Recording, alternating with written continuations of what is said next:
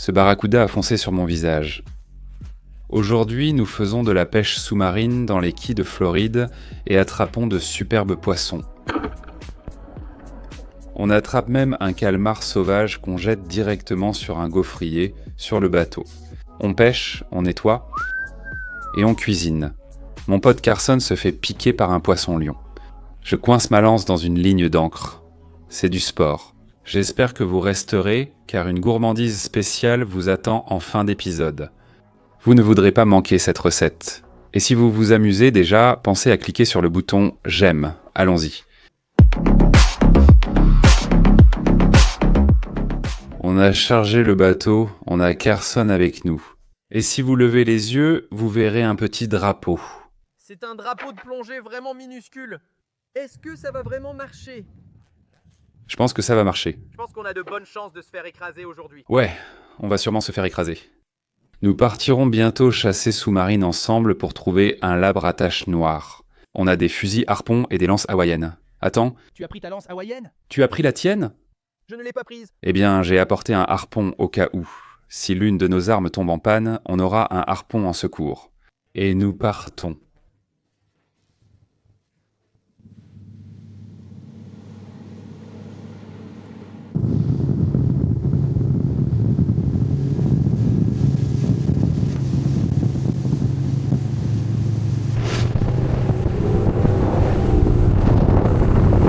Ancre en descente. Nous avons de l'eau magnifique ici. Nous sommes seulement à 15 pieds de profondeur, ce qui est assez peu profond comparé à là où nous faisons habituellement de la pêche sous-marine, mais il y a des labres royaux. Labre royal. Où es-tu, labre royal? Nous allons essayer un petit truc. Nous allons prendre ce sac de crevettes d'appât du maître appâteur, et nous allons mettre les crevettes dans ce petit sac enfilé avec un plomb pour le maintenir au fond. Le poisson cochon adore les crustacés. Crevettes, crabes, homards. Le poisson cochon aime ça, peut-être l'écraser. Le presser. Lance-le aussi loin que tu peux, derrière le bateau. Oh, ce truc-là. J'ai un peu envie de le manger. J'essaierai de le lancer vers ces têtes de corail là-bas, peut-être. 40 mètres. C'est bon? D'accord, parfait. Laisse tremper. On s'équipe et il y aura peut-être un labre sur l'appât quand on ira à l'eau. Le labre va mourir. Avant tout, tu dois charger ton fusil harpon et tu dois commencer par l'élastique le plus bas en premier. Donc l'élastique le plus proche de toi, tu dois l'accrocher à l'encoche de la flèche la plus éloignée de toi. Ensuite, l'élastique du milieu s'accroche à l'encoche du milieu et l'élastique le plus éloigné de toi va tout au bout, à l'encoche la plus proche de toi. Maintenant, tu as un fusil chargé avec 3 élastiques. Cherchons un poisson. On est seulement à environ 5 mètres de profondeur et c'est magnifique. Voici un lambi que j'ai trouvé. Ils sont protégés dans les quais de Floride. Donc pas de lambi frit aujourd'hui, mais j'aperçois des calmars au loin et je me prépare à tirer.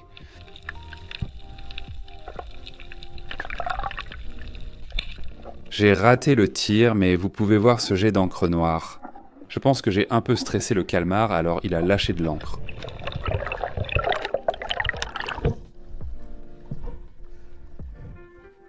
Pas d'inquiétude, je vise un barracuda que je vois tranquillement posé sur le récif.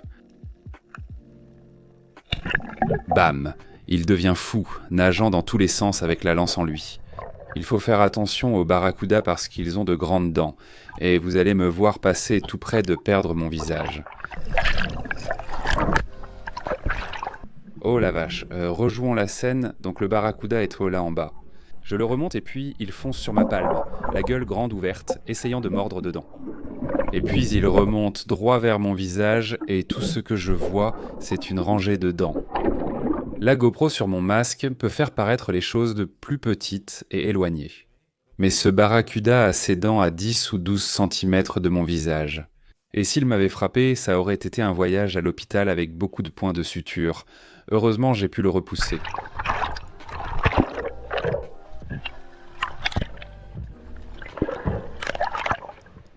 La chose la plus sûre à faire une fois que vous avez attrapé votre poisson, c'est simplement de planter votre couteau dans le cerveau du poisson pour l'achever. Ainsi il ne peut pas mordre. Maintenant, ce barracuda, je vais le nettoyer. Donc je vais retirer ses organes et je vais l'écailler. Comme ça, il sera prêt à être mangé.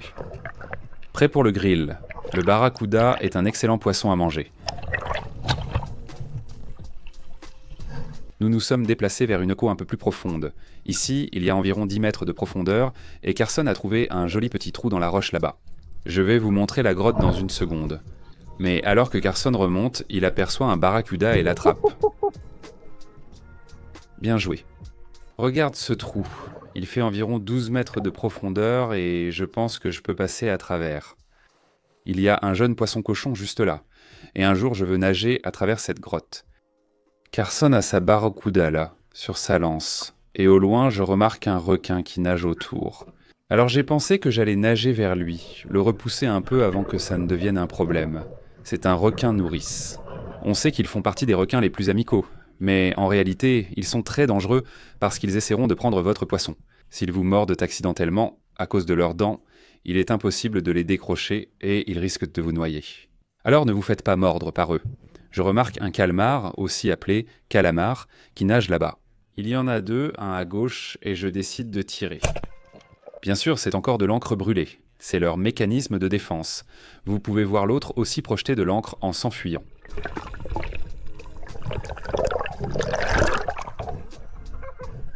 Nous avons du calamar.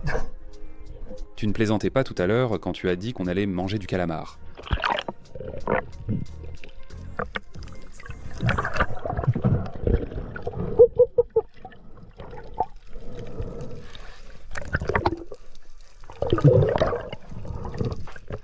J'ignore la quantité d'encre dans un de ces calamars. Je continue à presser pour extraire le jus de calamar et l'encre noire, tu vas me voir dans un instant. De toute évidence, je n'ai pas tout réussi à faire sortir. Quelle créature d'apparence effrayante. Mec, c'est quand même impressionnant. Je me suis dit, je vais tirer sur quelque chose juste pour que le gaufrier ait quelque chose. Tu dois jeter un œil à ce calamar.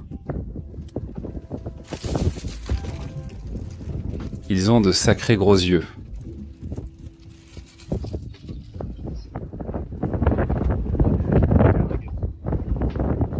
Oh, il s'accroche vraiment à ton doigt. Ça fait plutôt du bien, en fait. Je vais semer un peu de pagaille.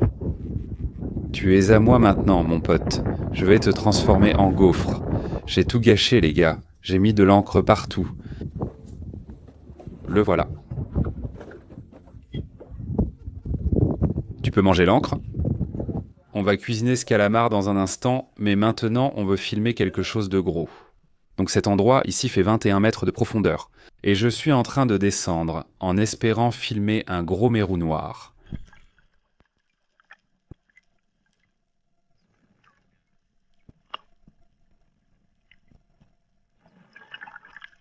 Maintenant, en descendant, j'ai vu un énorme mérou noir. C'est sans aucun doute le plus gros mérou noir que j'aurais jamais tiré qui est passé sous ce rocher juste ici. Et je ne suis pas trop sûr de là où il est allé jusqu'à ce que je vois une nageoire sortir un peu en bas à droite. Le voilà, alors j'aligne mon fusil. Je vise et je tire.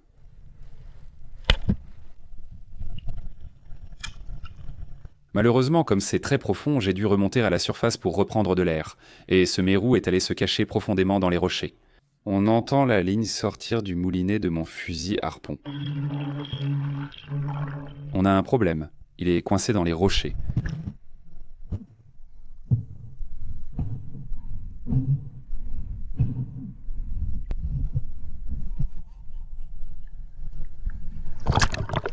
Il est toujours accroché ?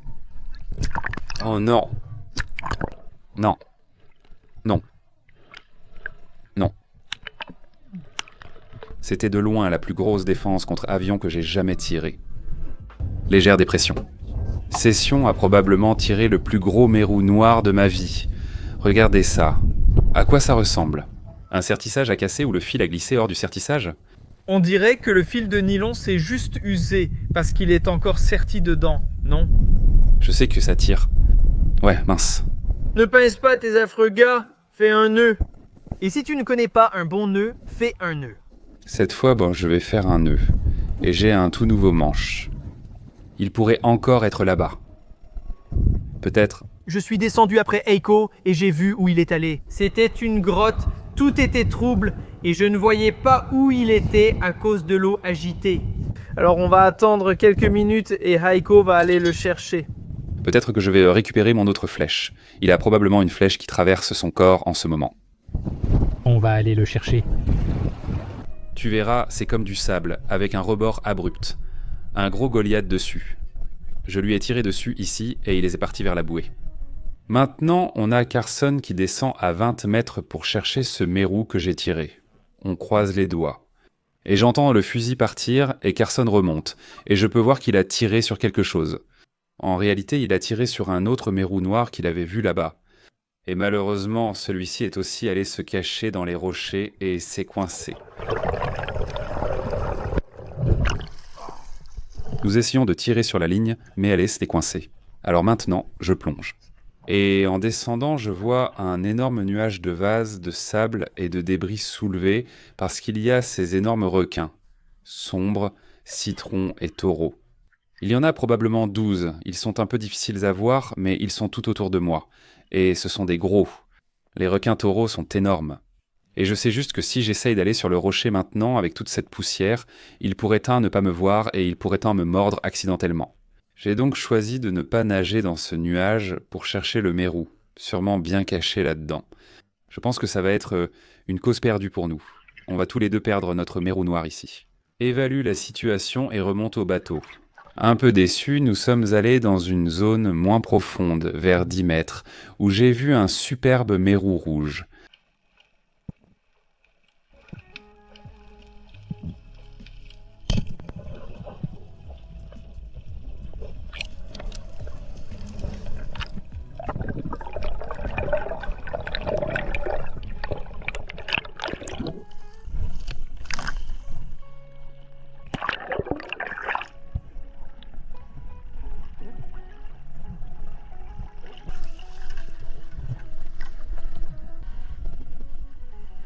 Oh mon Dieu, je lui ai tiré en plein dans l'œil. Ouais bébé, quel superbe mérou rouge, et c'est le dernier poisson que je tire de la journée. Il y a un gros vieux poisson-lion bien dodu juste sous ce rocher et je le tire. Malheureusement, il y a plein de cordages et de lignes d'encre, sans doute d'un autre bateau qui était enroulé autour de ce rocher et ma lance s'est coincée dedans. Et ces poissons-lions sont très venimeux et ils sont couverts de piquants. Donc je dois faire un peu attention ici et je n'arrive pas à sortir ma lance. Vous verrez que ma lance était coincée dans cette corde et elle est complètement emmêlée dedans.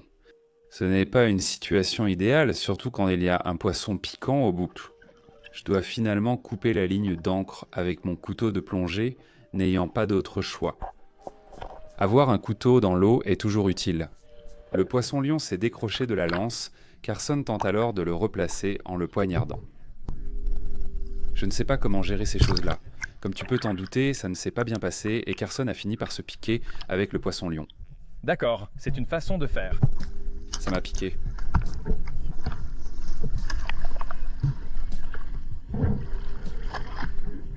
Ça t'a eu? Quelle journée de folie. Des arbres cassés. Des arbres perdus. On a perdu 2 arbres aujourd'hui. 2 arbres. La lance à perche s'est cassée. J'ai cassé un élastique sur le fusil. On galère. La GoPro est cassée. Les GoPros de Carson sont détraqués. Le boîtier est foutu. Mais tu sais quoi? Nous nous sommes rachetés en mettant un mérou rouge dans la glacière. Et maintenant, on va préparer un calamar. Ouais, faisons juste le calamar pour l'instant. Je vais quand même vider le mérou dans un moment. Ouais. J'ai aussi ce barracuda. Waouh! C'est un beau mérou rouge. Boat here! Mec, c'est vrai. Je lui ai tiré dans l'œil. Aucune pitié.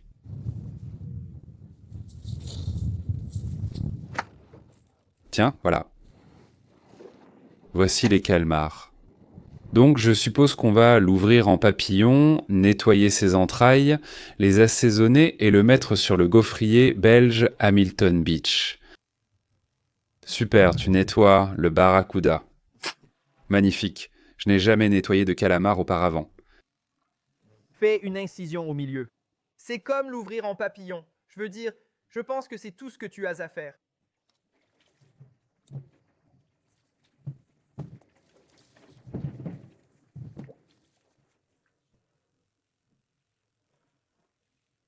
Retire toutes les entrailles et la tête. Je pense qu'il faut enlever la tête et retirer les yeux. D'accord, ouais. Très bien, je coupe les globes oculaires.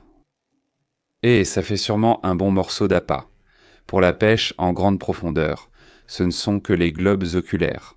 Bam, et il ne nous reste plus qu'un morceau de poisson bien propre. Ces tentacules me collent à la peau. C'est un peu fou. Ouais. Oh, il y a plein d'algues qui viennent d'apparaître. Enlève toute cette encre noire. Calamar juste là. Ça a l'air plutôt bon, non? Ça a l'air bon. Tu l'as bien rincé. Oui, je l'ai bien rincé. Poivre au citron. Oh oui. Je peux en avoir encore, s'il vous plaît. S'il vous plaît, maître. Encore un. Fais les deux côtés. Dis au public avec quoi tu cuisines. Je veux dire, j'ai juste un peu exagéré avec l'assaisonnement. Voilà, calamar fraîchement pêché. Il nageait puis s'est fait attraper et a lâché de l'encre partout. Il a aussi lâché de l'encre partout sur le bateau. Maintenant, regarde le gaufrier belge, un couteau de barracuda bien aiguisé. Parfait. C'est exactement ce qu'il me fallait. On a peut-être perdu 2 gros mérous noirs aujourd'hui. Mais on va avoir la meilleure entrée de calmar de tous les temps. D'accord? Tu es prêt pour ça? Est-ce que le Blue Yeti va alimenter notre... Comment ça s'appelle déjà ce truc? Une gaufre? Gaufrier. D'accord, on va appuyer sur le bouton d'alimentation. Je crois que ça marche. Comment sait-on si ça fonctionne ou pas?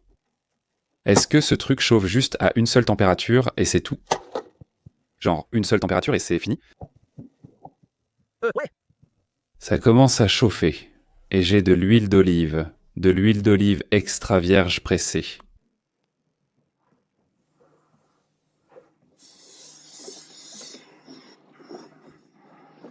Je suppose qu'on laisse juste chauffer et ensuite on met les calmars dessus.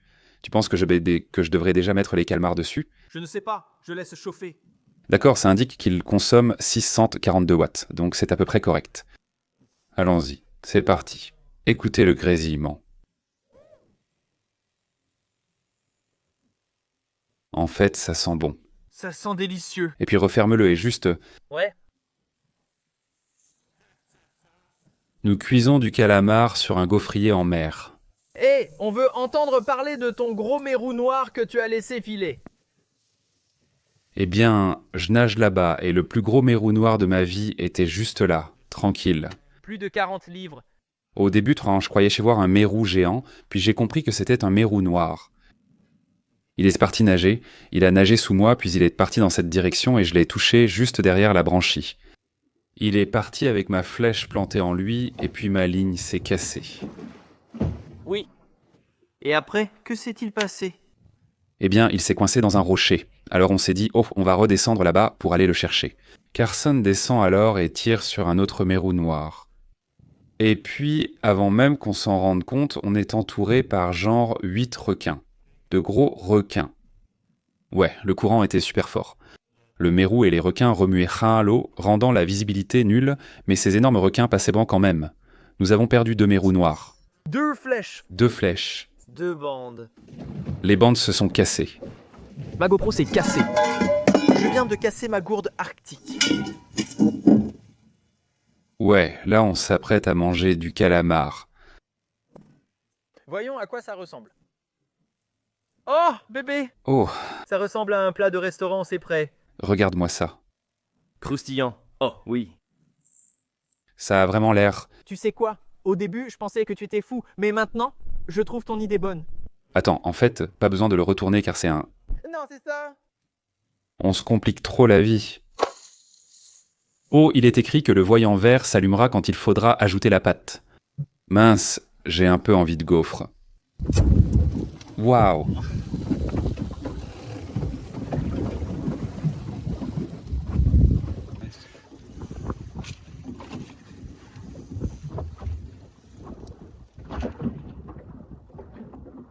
Quel est le verdict? Vraiment pas mal du tout.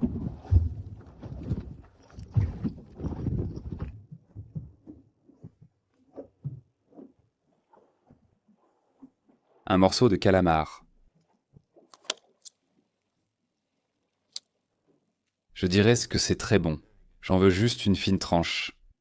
Tu en veux? Oui, s'il te plaît. Oh ouais.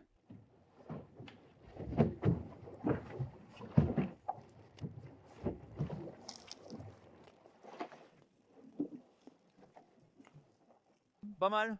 Non, en fait vraiment bien. Ça a une texture croquante. C'est juste un délicieux croquant. Je pourrais en manger toute la journée. Oui, je pourrais en prendre un bol. Si on revoit un autre calamar, il sera éliminé. On les mettra dans le chenil. D'accord, dernière bouchée. Adios. Nous sommes de retour au quai et nous allons maintenant préparer un bouillon de mérou rouge.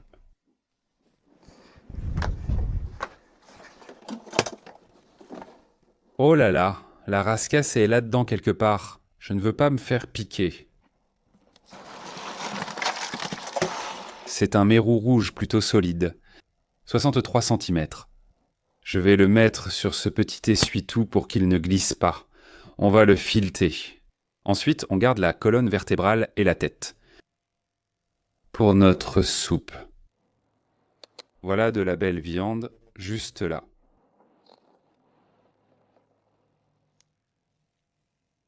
Je vais couper au niveau des côtes. Et voilà. Voilà. Qu'est-ce que tu en penses? On va enlever la peau. Et c'est ce que tu obtiens au restaurant quand tu commandes un filet de poisson. On va l'ensacher et l'étiqueter. Ça, ce sera pour notre voisin Lorenzo. Il a demandé du poisson. On va faire exactement la même chose de l'autre côté. Une autre dalle. On va l'éplucher.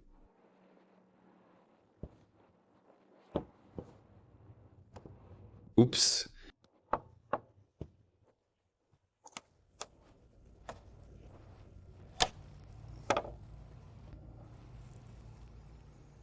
$100, lèche-le, ce sera ma dalle. Maintenant, tout ça va aller dans notre soupe. Tout ça? Tout ça, eh bien, c'est à peu près tout ce qu'il reste. Oh, il y a quand même une chose que tu veux enlever avant de faire un bouillon. Et c'est les branchies. Les branchies peuvent donner un goût un peu étrange, donc il vaut mieux les enlever. Parce qu'on veut seulement le meilleur, n'est-ce pas? Les branchies du mérou, très coupantes, rappellent des dents de requin. Très bien, et d'un seul geste sauvage, on retire les branchies. Tu vois cette couleur orange folle? Les mérous rouges ont une bouche orange. Je crois que c'est la langue. D'accord. Il est prêt pour la soupe. Regarde le poisson lion. Regarde comme il est beau. Je suis un peu inquiet à l'idée de le découper. Je pense que je vais me faire piquer par lui. Mais essaye de zoomer si tu peux. Sur ces piquants, Ouais, tu peux les voir. tu vois les piquants à chaque bout? Et ils sont transparents aussi. Oui. Si tu te fais piquer, ils t'injecteront du venin et tu passeras une mauvaise journée. Heureusement, j'ai des gants de protection. Mais il y a des trous. Oui. Tu te dis, heureusement, j'ai de la protection. C'est débile. Certaines personnes... Pourquoi tu... Attends, est-ce qu'il y a une meilleure façon de faire ça? Eh bien, certaines personnes, elles vont d'abord couper les piquants. Il faudrait rentrer pour prendre des ciseaux, mais on n'a pas le temps. Je vais juste faire attention. Est-ce que ça bouge encore? Je pense que je suis beaucoup plus stable quand je le tiens à deux mains comme ça. Parfait. Regarde ça. Ouais, je pense qu'on fait du bon boulot ici. Il y a quelques endroits dans les quays où tu peux commander du poisson-lion, mais ce n'est pas très... Regarde ça. Filet de poisson-lion. Leur chair est très blanche et délicate. Vous pouvez les manger crus. Ce sera bon dans le gaufrier. Gaufre de poisson-lion. Voilà. Super. C'est dans la poche. On est à moitié chemin et on ne s'est pas encore fait piquer de son côté ici. Ouais. Tout est ses pointu chez lui, même ses branchies. Je ne pense pas qu'elles contiennent tôt du poison. Ouh, c'était juste. D'accord. Donc si on faisait un bouillon de poisson-lion, ce serait une soupe empoisonnée? C'est une bonne question. Je ne pense pas. Je pense que ça s'élimine dans l'eau chaude. C'est fait, sans piqûre. Pas de piqûre. Oh oui, il va falloir faire attention avec la carcasse. Certaines personnes utilisent les queues pour fabriquer des bijoux. Le mérou rouge est dans la marmite, tout entier dedans. Tu le vois là-dessus? Il est juste en train de se détendre là-dedans. Maintenant, on va ajouter de l'eau. Et on va aussi ajouter juste quelques assaisonnements légers. Vous pourrez toujours l'assaisonner plus tard, mais ajouter céleri et sel. Ensuite, nous avons notre assaisonnement maison spéciale poisson, côté face. Et puis, pour couronner le tout, nous avons le Reaper. Notre assaisonnement pimenté, juste une pincée pour éviter que ce soit trop épicé. Juste un peu. Une marmite d'eau, de poisson et d'assaisonnement. On laisse mijoter environ 1 heure jusqu'à ce que viande et os se détachent, puis on égoutte. Très bien, ça a mijoté doucement pendant environ 1 heure. Viens voir le résultat. Toute la tête s'est pratiquement désintégrée. Et maintenant, on va filtrer le tout et il devrait nous rester un bouillon bien clair. On va le filtrer 2 fois. C'est ça. Double filtration. Donc ça, puis ça est dans notre casserole.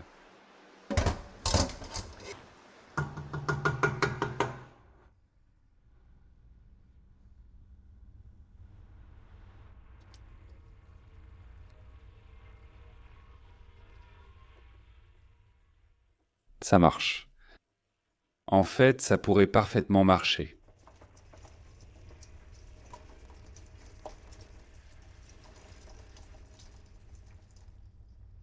On peut probablement laisser le reste de ces trucs là-dedans. Je parie que les poules vont manger ça. C'est juste un gros tas de viande. Heureusement qu'on a ajouté la petite passoire. En fait, on devrait peut-être le passer à nouveau. Regarde-moi ça. J'ai un peu envie d'essayer. On fait un petit essai. Oui. D'accord. Vous pouvez voir tous ces bons oméga et les jus et la biotine.